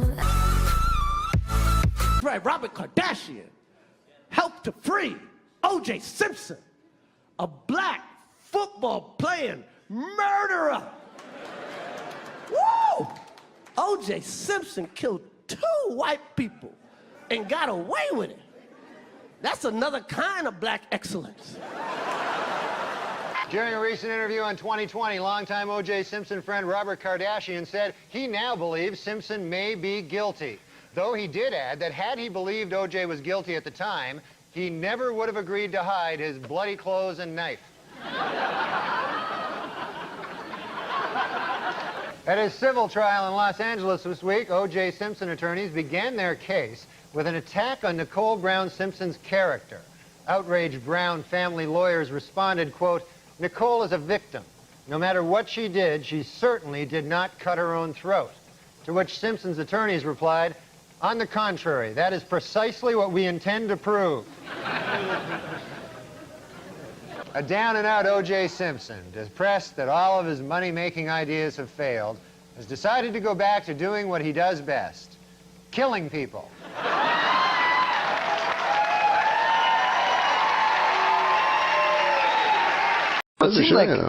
It seemed like it bothered you during those years when you're doing the show that there was even any debate that this guy might not be innocent.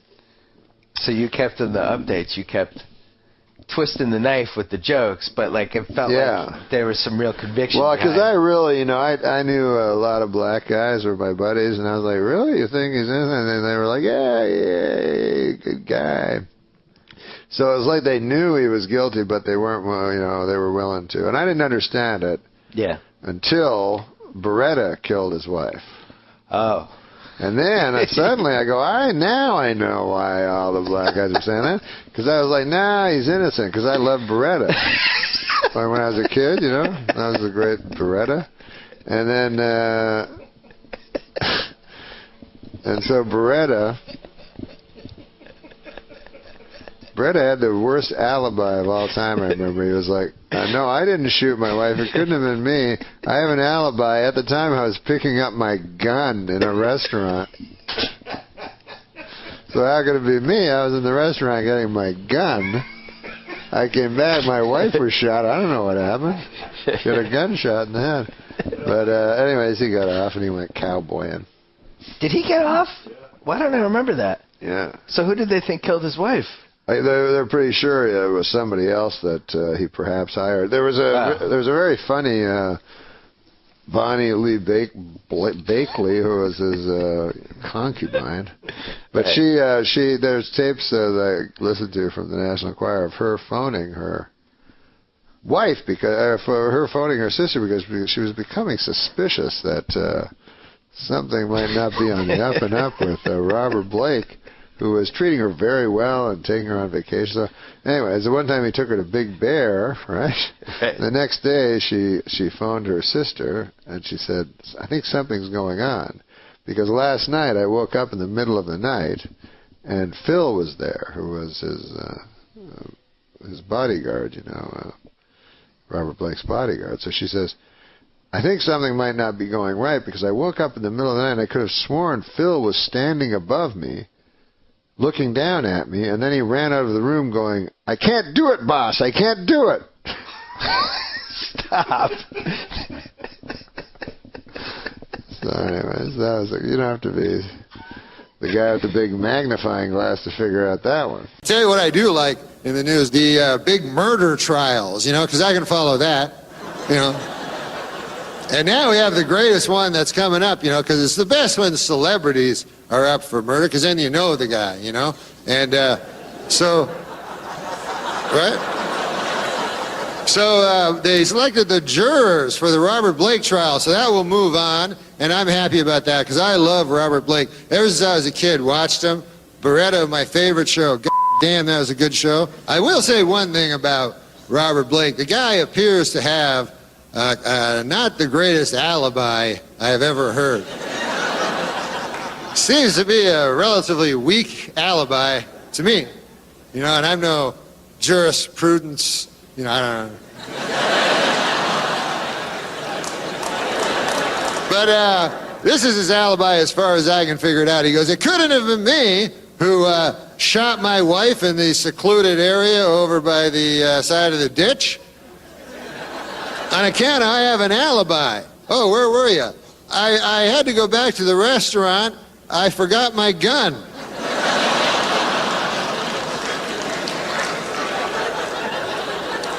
Then I got my gun. I went back to where my wife is, and goddamn, somebody shot her.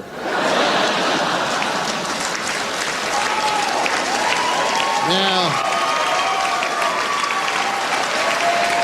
so I don't know what alibis he discarded before he decided to go with that one, but see, this is the thing with celebrity trials, you know, is that it really gets the country all worked up. Because the last celebrity murder, of course, we had was the O.J. Simpson murder. And what happened there is O.J. Simpson was acquitted of murder, you know. And then all the black people thought that O.J. was innocent. And all the white people thought that O.J. was guilty. So what happened was it created a racial divide in the country. I read that in a magazine. It created a... But what that means is, of course, the races were divided, you know? And that's no good, you know? So I was figuring, maybe, what do you think of this? Maybe we let Robert Blake off and call it even. And then...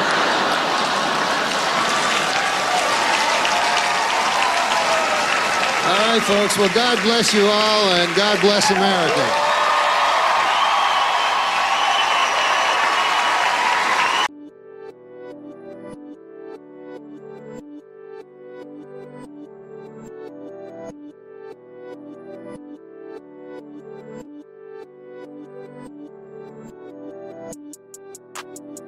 According to an obscure 14th century law, British Army Captain James Hewitt could be hanged for having an affair with Princess Diana.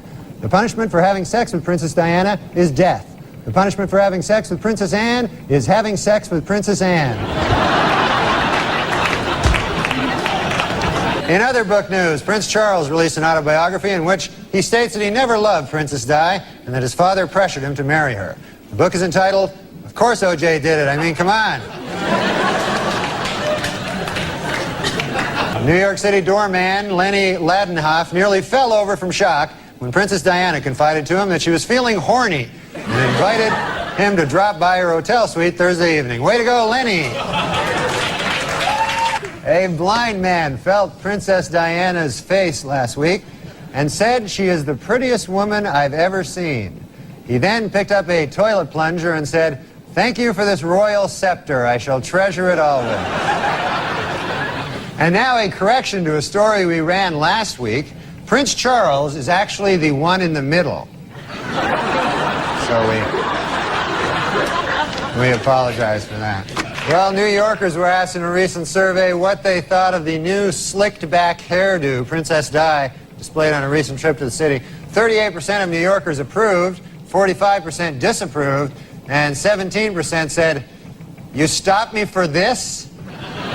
Now I'm going to shoot you." Former British cavalry officer James Hewitt, who was Lady Diana's secret lover, says he will never, ever disclose the contents of more than 100 love letters that she sent to him. This, according to Hewitt's new book, I Banged a Princess.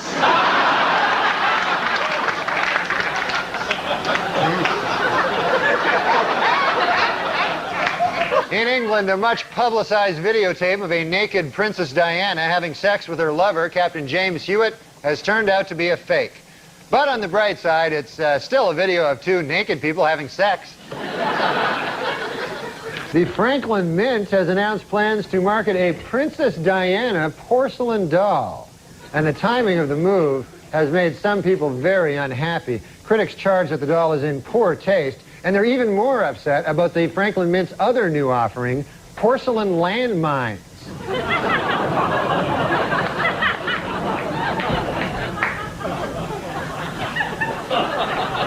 You can play with them together if you want. A Tampa businesswoman who bought several of Princess Diana's gowns as a collector is now putting them on display to raise money for charity. However, her method of display is being described by many as inappropriate.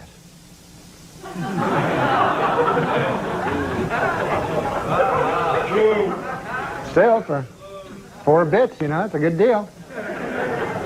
Well, a sad story from Britain this week. According to the Earl of Spencer, several intruders have recently broken into his family estate in search of souvenirs from Princess Diana's grave. But the Earl says he knows just how to protect the site: landmines.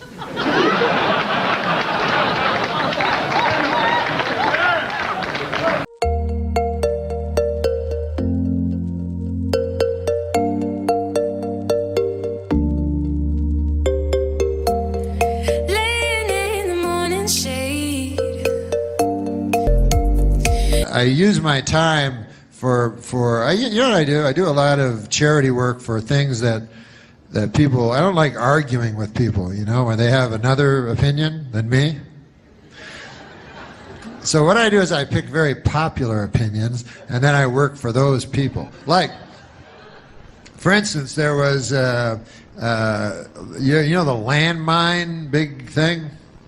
Princess Diana, one of the greatest people who ever lived, she was against landmines.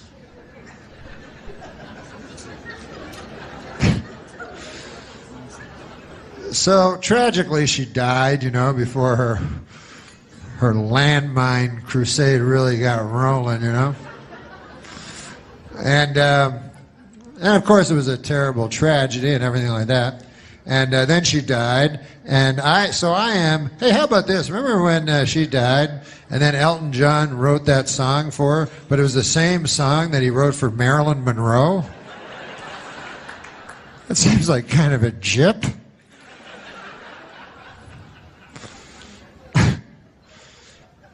But the king's like, hey man, you wrote a song for my daughter? I don't know if there's a king. You wrote a song for Princess Diana? Yes. Well, you already? She just died an hour ago. Yeah, I wrote it. I wrote it. And here it is. She lived her life like a candle in the wind. Wait a minute. It sounds like that song you wrote about Marilyn Monroe. Well, it's a little bit. Some of the same words. Why'd you do that? Because they're similar when you think about it. Come on. Marilyn Monroe, she was taking crazy drugs and promiscuous, running around. Man, you know, you never knew if she was going to live or die. She's just living her life crazy like a candle in the wind, you know. And Princess Di, she lived in a castle. But, you know, they're sort of the same. They were blonde. I got to go. But anyways. I forgot what I was going to say. Oh, that I am very against landmines. So I will go and I will make, I'll go to protests, you know, and I'll have a big sign that says, no more landmines. Because if you don't know about landmines, hey, you're educating me about stuff tonight. I'll educate you a little about landmines, you know, because there's many different causes, you know. And landmines are terrible. What they are is they put them underneath the earth, and then you step on them, and they blow you up. So I go there, and I protest against them. And what's fun about it is there's very few counter-protesters. You know, there's a couple of guys out there, but clearly these guys are in the pocket of the big landmine companies in this country. You know, I don't mean to get all Bill Maher on you or anything, but if you think that the landmine companies in this country care about you, the little person, they don't care about you. They care about blowing you up when you're not expecting it. That's how they make their money. No. But this guy sent me, this is stupid, but on my phone, this guy, you'll laugh at this maybe. A lot of people get these pictures or tattoos, like of me as Joe Dirt. They send you, a lot of people get a lot of tattoos of stuff, like things you say or photos or whatever. Or they send me ones of Farley or whatever. So this guy sends me he's got Norm of all morons on his hand, Norm MacDonald. So I text Norm, I just send it to him. I go, hey, you have fans. And then I put in parentheses, fan. All we know is for sure this one guy. Uh-huh. And then of course, like days later, David, hello, it's me, Norm. How are you? Have you ever texted with Norm? No, I haven't, no. Times 1,000. He just goes, he waits days, and then at 3 a.m, hello? I go, Norm, what are you doing? Are you answering me from 4 days ago? Is that what you're doing? Dave, it's Norm. Do you like money? Yes, Norm, I like money. Why? Would you like to have more money than all your wildest dreams? Yes, I would. And then an hour later, would you like to walk into a dealership and point to a car and then just buy it? I go, of course. How? And then 3 hours later, bet the over in the Blackhawks game in the first quarter. First period or something. I go, oh, okay. Too bad that game was 6 days ago, you fucking idiot. You know what's funny is that reminds me, I was just thinking about this the other day. Norm was on my late night show and always an amazing guest and some of my favorite moments. And I know that Norm is in the makeup room getting made up, and the band's playing. I'm about to go out and start the show, but I go in just to say hey to Norm, and what I want to do is make sure I like to get in sync with people a little beforehand, just make sure that we're both on the same page, get a good groove going. So I go in, the band's playing, and Norm's always great. Like, hey Norm, good to see you. And he's like, hey, can you back out of the way? I'm trying to see the television set. Can you back up there, Conan? And the TV's on. And so I sort of back out of the way, and I realize he's watching some college basketball game, and he's watching, and it's towards the end of the game, and all this. And I go like, okay, well anyway, good. And he goes, can you be quiet? Quiet. Hold on a sec. And then someone scores a basket, and he goes, and the game's over, and he goes like, fuck. And I'm like, what? And he went, I just lost a lot of money. My whole dirty work. Yeah. Everything I made on dirty work is gone. And I went, oh, and he went, oh, I'm in a terrible mood. And I went, okay. And then someone with a headset said, Conan, it's time to go on. And I went, I'll see you out there. And he's like, 30 seconds. Fuck you. You came in and jinxed me. You jinxed me. I'm going to fuck up your show. I'm doing a show with the jinx. You going to jinx my set? I know. He's so funny. I did his show on Netflix, and it was so funny. And it was an hour or something of just random. We both didn't know what was going on. And it was actually hilarious. A forklift or something drove through the set. I'm like, Norm. I did like it because it was so thrown together. It was just. And then he told me we were at a commercial, and I thought we were, and we weren't. That's actually a good trick. That's a great trick. It was a great trick because then he goes, yeah. And then he goes, so anyway, what's really going on? And then we start bullshitting about stuff I would never say. And then he goes, and we're back out of the blue. The biggest star. It's amazing how, like, some of your friends, like, seriously, like those guys who came out of Saturday Night Live, like Sandler, you, Chris Rock. There's a lot of guys who sort of all of a sudden are like real big players. Yeah, Norm got his own TV. Norm's doing well. What? What? Do you hang out with Norm, or is it impossible? It's pretty impossible because he's crazy. He is. In LA, I call him and he goes, I go, what happened last week? I called you to go on. You called me? And I go, yeah. On my phone? I go, yeah. And he goes, oh, yeah, I got that. I go, well, you didn't call me back? No. And he's serious. Yeah, he's crazy. And yeah, I know. Like, I have him on the show. I love him, though. He's the funniest guy around. I think you need to be kind of crazy to be really funny. He is very funny. I love him, too. And he has a gambling problem, you know. Yeah. Yeah, he was telling us how secret, he was all excited that he had $80,000. He won $80,000 in Vegas, but he had lost like $100,000 on basketball. Right, and that's on nickel slots. That's how serious he is. Did you always know he had a gambling problem? Mm-hmm. You did. When did you know that? At Saturday Night Live? I first knew he had a pee in a bottle problem. Right. Remember that? You always talk about Yeah, it's that. great. And then I knew... Does he still save his urine? Do you know? I don't know. He used to put it in Ziploc baggies, sign it, and send it to fans. Is that true?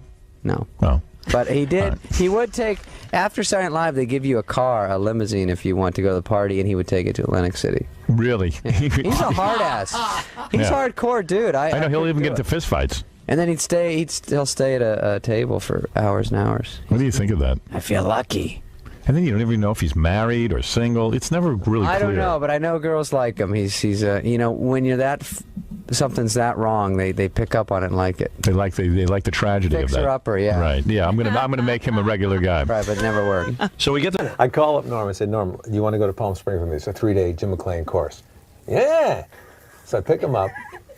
He rides out there with his feet out the window all the way, listening to Johnny Cash. Remember that? Yeah. And we get out there, and the next morning I call him to wake him up to go. He's sound asleep. I got to call him like 3 times and knock on his door. And then he gets up and he goes, I can't find my shoes. He's like being a little kid. Sounds like And every then- day getting into this podcast.